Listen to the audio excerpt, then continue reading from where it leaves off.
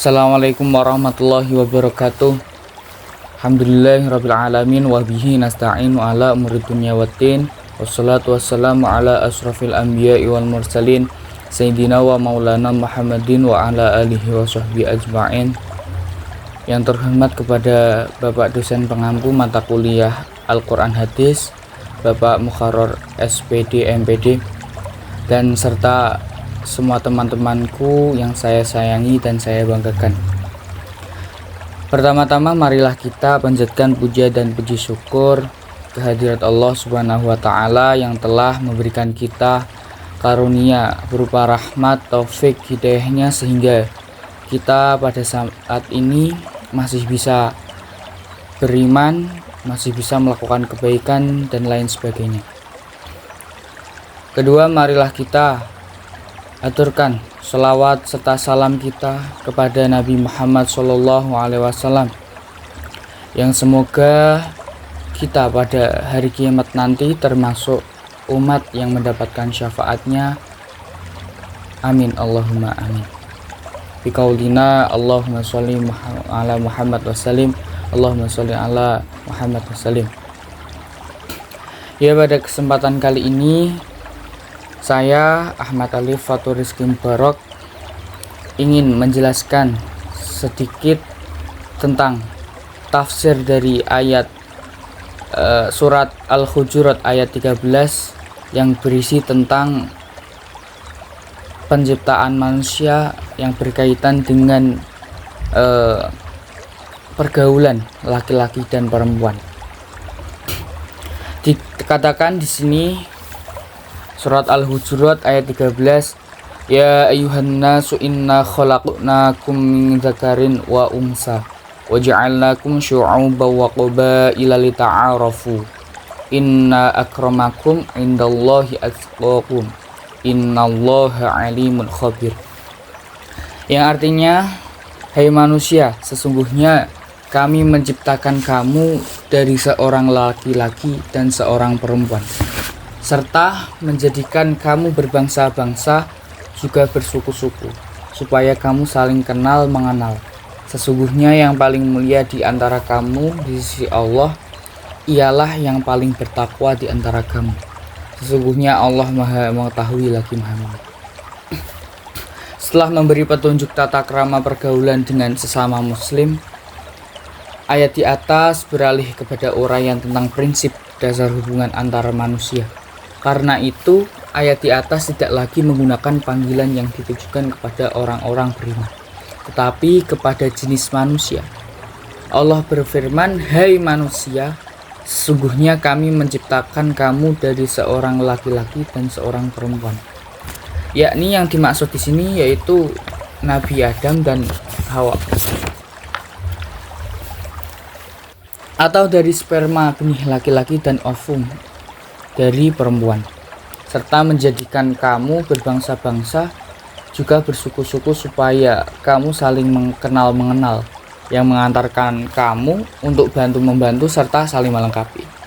Sesungguhnya yang paling mulia dikatakan tadi di tafsir Misbah, artinya yaitu sesungguhnya yang paling mulia di antara kamu di sisi Allah ialah yang paling bertakwa di antara kamu. Jadi tidak ada pembanding untuk harta, untuk jabatan di sini. Tapi yang dibedakan oleh Allah di sini yaitu hanya ketakwaannya saja. Mengenal sehingga tidak ada sesuatu pun yang tersembunyi baginya walau detak-detik jantung dan niat seseorang. Penggalan ayat pertama di atas tadi, sesungguhnya kami menciptakan kamu dari seorang laki-laki dan seorang perempuan. Di sini kita sebagai manusia diciptakan dua jenis, yaitu pertama laki-laki dan yang kedua perempuan. Di sini diciptakannya laki-laki dan seorang perempuan dijelaskan adalah pengantar untuk menegaskan bahwa semua manusia derajat kemanusiaannya sama di sisi Allah. Tidak ada perbedaan antara satu suku dan yang lain. Tidak ada juga perbedaan pada nilai kemanusiaan antara laki-laki dan perempuan, karena semua diciptakan dari seorang laki-laki dan seorang perempuan. Pengantar tersebut mengantar pada kesimpulan yang disebut oleh penggalan terakhir ayat ini, yakni sesungguhnya yang paling mulia di antara kamu di sisi Allah ialah yang paling bertakwa. Dari segi Al-Quran menjelaskan seperti itu. Kemudian di tafsir Al-Misbah juga dituturkan periwayatan dari hadis yang diriwayatkan oleh Abu Daud bahwa ayat ini turun berkenaan dengan Abu Hind yang pekerjaan sehari-harinya adalah pembegang. Nabi Muhammad SAW meminta kepada Bani Qayyadah agar menikahkan salah seorang putri mereka dengan Abu Hind. Tetapi mereka enggan dengan alasan tidak wajar mereka menikahkan putri mereka dengannya, yang merupakan salah seorang bekas budak mereka.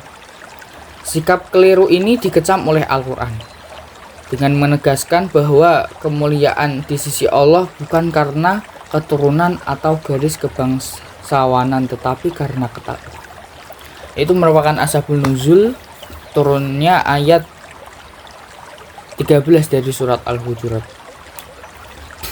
Ada juga riwayat yang menyatakan bahwa Usaid ibnu Abi al-Is berkomentar ketika mendengar Bilal mengumandangkan azan di Ka'bah bahwa alhamdulillah ayahku wafat sebelum melihat kejadian ini. Ada lagi yang berkomentar, apakah Muhammad tidak menemukan selain burung gagak di ini untuk berazan? Apakah Muhammad tidak menemukan selain burung gagak ini untuk berazan? Dia secara tidak langsung itu menghina Bilal. Apapun sebab nuzulnya, yang jelas ayat di atas menegaskan kesatuan asal-usul manusia dengan menunjukkan kesamaan derajat kemanusiaan manusia. Tidak wajar seseorang berbangga dan merasa diri lebih tinggi daripada yang lain, bukan saja antara satu bangsa, suku, atau warna kulit dan selainnya, tetapi antara jenis kelamin mereka, karena kalaulah seandainya ada yang berkata bahwa Hawa yang perempuan itu bersumber daripada tulang rusuk Adam, sedang Adam adalah laki-laki, dan sumber sesuatu lebih tinggi derajatnya dari cabangnya.